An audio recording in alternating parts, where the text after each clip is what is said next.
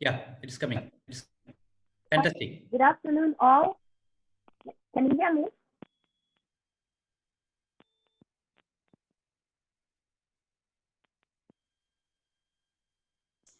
Please go ahead.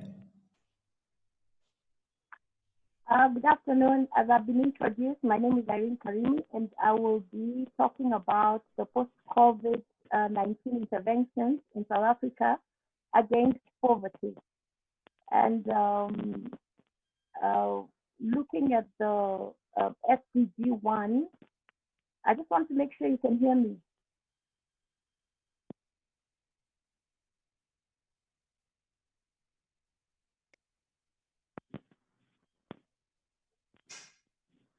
Good afternoon. Can you hear me?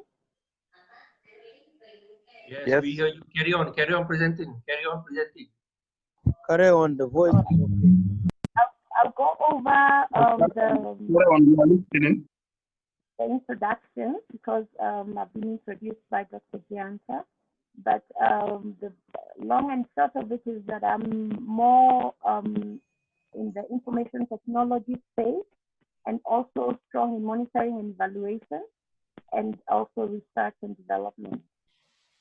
So I'll go, these are the contents of my presentation. The presentation is going to be an overview because we are currently working with the South African government on a detailed document on the same topic, and we're just about to sign it off. So once it's available, I will avail it to Dr. Gianta to share it with you all. South Africa has 9 provinces, and those are namely Gauteng, Northwest Province, Western Cape, Eastern Cape, Polokwane, Free State, KwaZulu-Natal, Mpumalanga, and Northern Cape.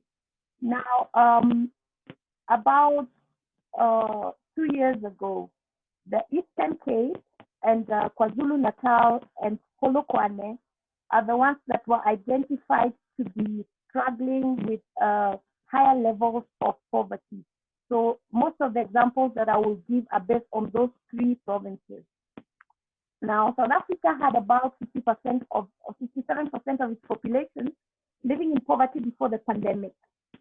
And this figure is now estimated to have risen to at 3%. And when I say the population is living in poverty, it could be one or other form of poverty, as we've had from previous speakers, that even food insecurity in itself is poverty. Women and children are the most vulnerable. Now, the classification of poverty in South Africa is currently being measured by those who have an income of $70 per month.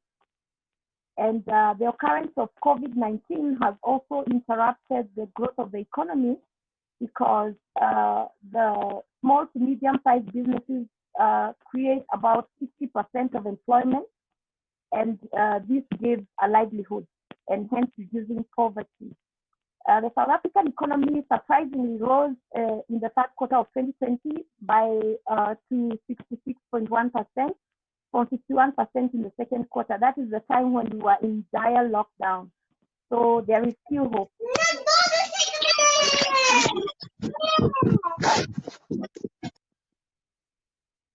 The pandemic has also posed a new challenge that is also facing the already existing problem that South Africa has been facing. And forecasts are currently estimating that the pandemic may include another 1 million people into poverty, meaning that probably they're not able to afford food or they're not able to afford basic necessities because of either one thing or other. They've lost their job or the head of the household is not able to provide for them. In 2019, South Africa, the unemployment rate was about 29%. And with the issue or the challenge here is that most of the youth are unemployed. So 55% of that unemployed bracket is the youth. So you Dr. Karimi, Dr. Karimi, yes? Your voice Yes. is louder. Your voice is cracking. Sorry, it's my connection. Little louder. Is that better? Yeah, little bit better. Okay. 55% of the youth being unemployed poses a challenge in that Those are people who have finished one or other form of tertiary education and cannot proceed because they don't have a livelihood. Then we also note that in South Africa, inequality is a challenge that poses a threat to, the alleviation of poverty, in the sense that historically, inequality was very rife. So in South Africa, the Gini index measured by the World Bank in 2019 shows that the levels of inequality are still very high. So this is something that the government is tackling and creating ways of tackling. The government's actions as regards alleviating poverty in rural and also urban areas. So South Africa has an ongoing national development plan that aims at poverty eradication in both urban and rural areas. So this is what maps all the issues that are facing the urban and the rural and puts them on the table and gives a budget and shows what can be implemented at what time. So another thing that the government has done is that they've put into place social spending for the aged, for orphans, and people with disabilities. Now, these social grants, you find instances where grandmothers are looking after children, and if they don't have any form of income, then there could be a problem there because they cannot sustain themselves. So this social spending is really a good lift on poverty, especially in rural areas. Introduction of frameworks to recognize informal qualification, for example, in artisans and also other trades. Due to the past experiences or the inequalities of the past in South Africa, you find that most men work in the informal sector and they have an informal training. Either someone joins carpentry and all he has is experience. He has no tertiary qualification. So there is a framework that has been introduced that can cause this to earn him, a status where he can have his pay improved. Then there are also legal policies that the government has introduced to combat inequality and historical injustices.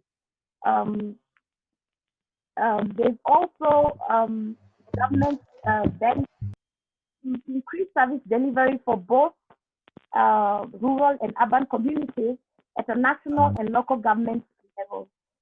You know that in rural areas, when people want to seek medical help, they have to walk very long distances because maybe the facility is far from them. So these are some of the things that are being addressed. Then there's also a relaunch of community health programs. Can you hear me?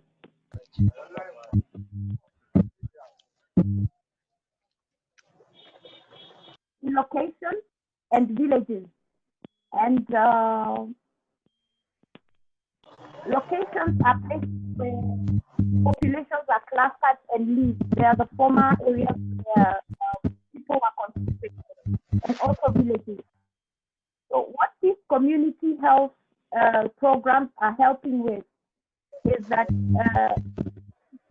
the wake of the COVID pandemic, those people in rural areas are far away from health centers or hospitals or clinics. They can get this education from their nearby areas. Then interruption with sound. I don't know if you're hearing me. Yeah. Louder. You carry on. School feeding programs have produced and they're up and running, but currently South Africa is on a grade 3 lockdown, so schools are not open. So these feeding programs really assist, especially in the rural areas, where children that are not able to get a balanced meal a day are able to have breakfast at school and have lunch at school. So at least that works towards their feeding and also alleviating some of the problems to try and feed a family of maybe 8 or 7, many children, especially in the rural areas. And it helps. So it also keeps the children in school. There is also an attempt to adjust wages. So there's a bit of inequality in the wages in the industry. So the company that is paying an artisan and another artisan, different salaries, where there is a big disparity. the government will come in and question and ask them what they need to do to adjust those wages. So they get tax incentives when they abide by those laws. They also are given tax incentives when they train those people. They send them on training so that they can upskill them. Then these actions did not come without hurdles because problems are to be solved. So as the government is bent on alleviating poverty, some of the challenges that have come and become very visible are that some of the policies that are in force are accurate, but the progress has been moving at a snail's pace because for the last year or so, there isn't much that really has happened because most of the projects have stopped. And then there's also a lack of cooperation by some of the employers, especially in the private sector. Someone will be at their own corner, just doing their own thing, employing people the way they want. And unless the government goes to the ground, to try and establish who is working with the policies and who is not. So that has been a challenge, although there are inspectors and also from the reports that they provide, they can be able to be picked up. Then there's also reluctance from the beneficiaries who sometimes don't want to embrace the education. One of the previous speakers spoke about children whose parents are working at the farms and they can't send their children to school because they think going to school is too expensive because they cannot afford to buy food or other things. Hence, they send their children to those farms to work. It's the same situation here where you find beneficiaries, some of the people who are working, especially in the mining industry, they do not want to attend any training. They don't want to do any improvement on their education. That makes it difficult for the government to be able to fight for them, to have their salaries adjusted or their wages adjusted. The mindset of some of the beneficiaries as well who do not want to change the status quo. South Africa has a very, very strong history of trade unions. And some of the projects that have been, set out there to try and bring equality in the informal sector or even in the formal sector, and especially in rural mine areas, you find that the workers want to stay with the trade union. They think the trade union can work on their salaries, if the trade union can improve their working conditions, and they do not want anything to do with the project that the government is suggesting that they need to enhance in. And also rural communities are more hard hit than urban communities. So you find that because of this, the urban communities kind of tend to receive their services or their help later, and first they rush to the rural communities. So this brings a bit of an imbalance. And high levels of unemployment, especially among the youth as well, have been a challenge because this now means that the government has to work on avenues to create employment so that that income that comes to those youth can also help them build themselves and also help whoever they can in their sphere of contact. Then many families are still facing hunger and food insecurity problems. Therefore, it's like trying to fight fire and another fire is beginning somewhere else.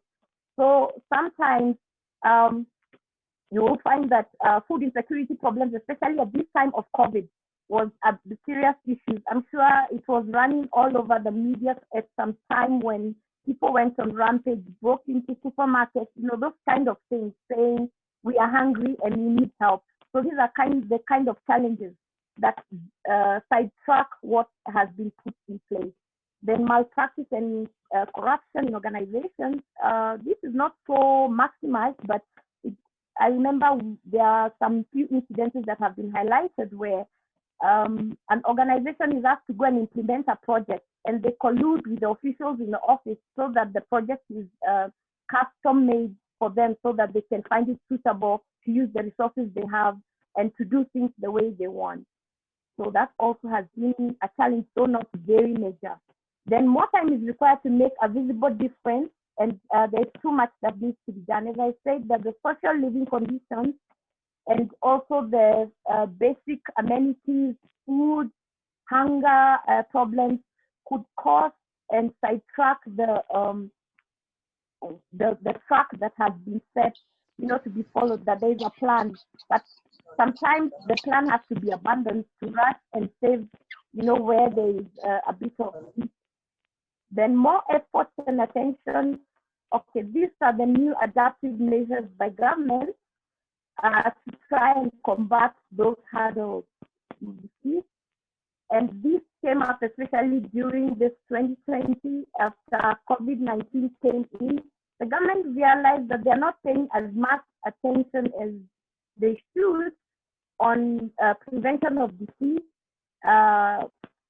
promoting a healthy lifestyle, and investing in community projects, especially in care for needed to be more extra effort put in there. And then in the wake of the pandemic, the government is now working on improving healthcare delivery, and especially in maternal care, because there were plenty of cases where women who were to give birth and there were complications and there was no medical help, and this is now being relooked at. Some of the recommendations or things that I think would cause this to flow faster, developing better community structures where there is probably community health officers or people that can educate the community. Then civic education, letting the people know, or the public know, that it's for their own good, that it's not every time they should wait for the government to come and rescue them. They need to have some sort of structure that is working on the ground. Then support groups that will provide more information and training on saving, banks, self-help groups. One of the challenges during the pandemic was that most people did not have any savings. So they were there and there was a problem, and please government help me. So they want to get away from that kind of perspective or perception. Then also a new partnership with the private sector has been launched, where the private sector will be getting an opportunity to participate in government projects in rural and urban areas, thereby getting a tax break and rebate, and therefore the government can be able to do more within a shorter time. Also developing usable skills in basic and tertiary education. Apprenticeship used to be there many, many years ago, and they are thinking on bringing it back so that it can absorb most of those people who are just sitting, not employed. Then higher investment on social spending. There's still a lot of poor people that need to be assisted while this change is being built. So government will still continue to increase on grants and the monies that are usually given to orphans and people with disabilities. Then knowledge sharing and documentation. Oftentimes we see that when there's a new issue or challenge, we rush to reinvent the wheel. But if we have a storage or a knowledge sharing station where we can go and investigate what happened, how did we solve the problem, this is going to make things much, much easier. Then focus on workable education among the unemployed youth, because if someone did one or other tertiary course, they could go back to a TVET or a technical college and do something else and be working on that while they're waiting for their trained vocational, they can go into vocational training employment. Then my conclusion, or in conclusion, South Africa has worked towards containing the pandemic, and now we are in the middle of the second wave, and there is a lockdown. So all these things that we are talking about are currently on hold. And I've also I know from studies that the rural communities in South Africa are now much better than they were in 2018. So poverty is being eradicated gradually, and the challenges facing the poor communities have been tabled and are being tackled systematically, and they are planned and in the IDP, and this gives ways to be able to work systematically where the need is greatest. Then there's also much progress in rural communities, especially in the Eastern Cape, which was one of the worst, where now basic amenities like water, electricity is available, and it's about 90% completed. So there are also graduate programs that are currently on hold because of the lockdown, and these have eased the problem of unemployment by about 35%. And this one is being it's going to be reinvented so that it can absorb a higher number of graduates. Then poverty, as you know, there is poverty, probably only the degree varies, but in different areas of different countries, you find that in this area it's more aggravated. In other areas there is poverty less, but it's situational. It is therefore requires a brief walk by the time we reach 2030, because these various types of poverty have been created over time. So it also needs time for them to be eradicated, because you need to go to the root cause of what is causing this poverty to keep on regenerating itself. Thank you very much. Questions, comments?